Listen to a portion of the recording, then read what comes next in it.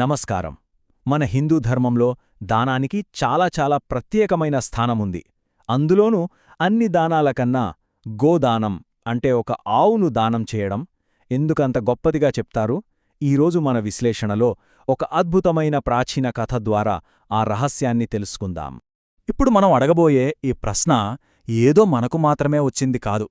మహాభారతంలో అంపశయ్య మీదున్న భీష్మపితామహుడిని సాక్షాత్తు ధర్మరాజు ఇదే ప్రశ్న అడిగారట. మరి దీనికి సమాధానం ఎక్కడుంది? ఒక పురాతన కథలో దాగి ఉంది.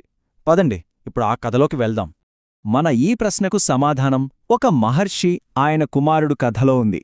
ఆ మహర్షి పేరు ఔద్దాలకి, ఆయన కుమారుడు నచికేతుడు. ఆ కథతోనే మన ఈ ప్రయాణం మొదలవుతుంది.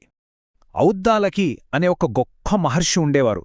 ఆయన రోజు ఎంతో నిష్టగా యజ్ఞయాగాదులు, మంత్రజపాలు చేస్తూ ఉండేవారు.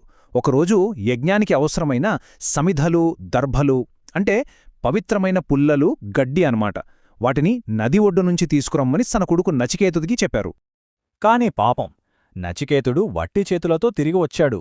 ఎందుకంటే నదికి పెద్ద వరద రావడం వల్ల ఆ వస్తువులన్నీ నీటిలో కొట్టుకుపోయాయని తండ్రికి చెప్పాడు. అప్పటికే యజ్ఞానికి ఆలస్యమవ్వడం, ఆకలితో ఉండటంతో ఔద్దాలకి మహర్షికి కొడుకు చెప్పిన మాట వినగానే విపరీతమైన కోపం వచ్చేసింది.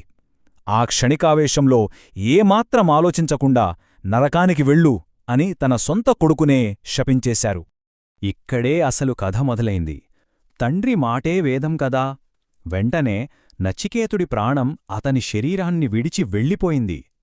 కొడుకు అలా నిర్జీవంగా పడిపోవడం చూసి తన తొందరపాటును గ్రహించిన ఆ తండ్రి ఎంతలా దుఃఖించాడో. సరే, ఇప్పుడు నచికేతుడి ప్రయాణంలో తర్వాతి ఘట్టానికి వెళ్దాం. అతను ఒక ఊహించని ప్రదేశానికి వెళ్ళాడు.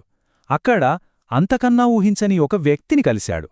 సాధారణంగా మృత్యులోకానికి వెళ్లిన ఆత్మకి ఏం జరుగుతుంది?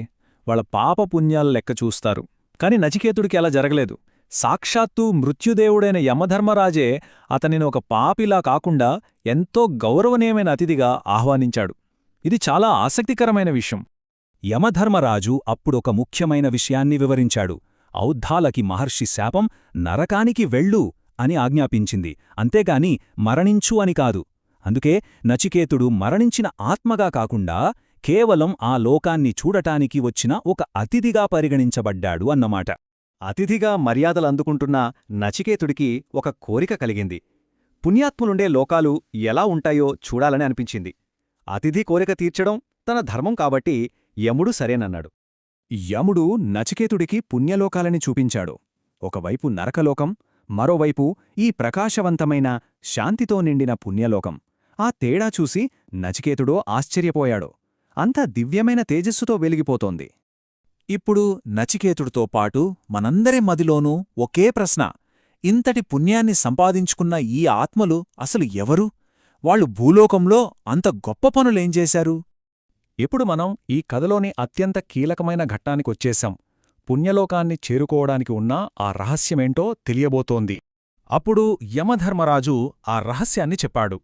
ఈ పుణ్యాత్ములు ఇక్కడ ఈ దివ్యమైన స్థితిలో ఉండటానికి కారణం వాళ్లు చేసిన వందల కొద్దీ గొప్ప పనులు కాదు, కేవలం ఒకే ఒక్క దానం. అదే గోదానం. పవిత్రమైన ఆవును దానం చేయడమే వాళ్ళిక్కడ ఉండటానికి కారణం. అయితే ఆ దానం యొక్క పూర్తి ఫలాన్ని పొందాలంటే ఒక పద్ధతి ఉందని కూడా యముడు వివరించాడు. దానం చేసే వ్యక్తి 3 రాత్రులపాటు ఒక కఠినమైన దీక్షను పాటించాలట. ఆ 3 రోజులు కేవలం నేలమీదే పడుకోవాలి, నీళ్లు మాత్రమే తాగాలి.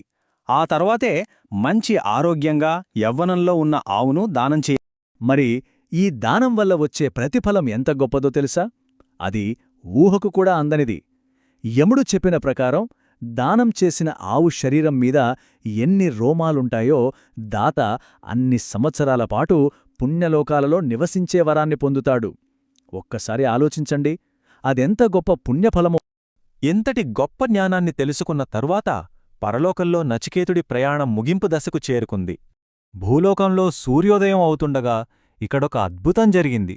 నచికేతుడి ప్రాణం తిరిగి తన శరీరంలోకి ప్రవేశించింది. కొడుకు చనిపోయాడని దుఃఖంలో ఉన్న తండ్రి తిరిగి బతికి వచ్చిన తన కుమారుణ్ణి చూసి ఆనందంతో గట్టిగా కౌగిలించుకున్నాడు. తిరిగి వచ్చిన నచికేతుడు తన యమలోక ప్రయాణం గురించి అక్కడ తను నేర్చుకున్న గోదానం యొక్క గొప్పతనం గురించి తన తండ్రికి, ఆయన ద్వారా ఈ లోకానికి అంతటికీ తెలియజేశాడు. అంటే గోదానం యొక్క మహత్యాన్ని మానవాళికి తెలియజేయడమే నచికేతుడి ప్రయాణం యొక్క అసలు ఉద్దేశ్యమన్నమాట. ఈ కథ మనకు ఒక అద్భుతమైన విషయాన్ని నేర్పుతుంది. ఒకే ఒక్క పుణ్యకార్యం మన మొత్తం జీవిత గమనాన్ని, మన అంతిమ గమ్యాన్ని కూడా మార్చేగలదా? ఆలోచించండి.